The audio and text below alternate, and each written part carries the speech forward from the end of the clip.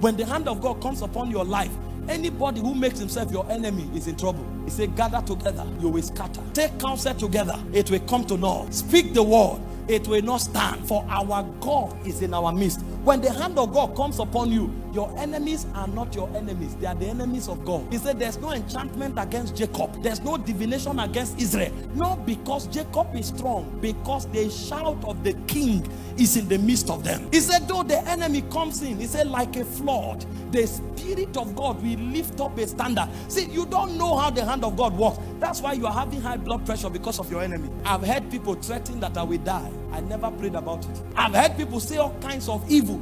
We will fail. I don't pray about such things. You know why? If the hand of God is upon me, that's one of the way he works. You will be sleeping, God will be walking, because he is your defense. He has become your fortress.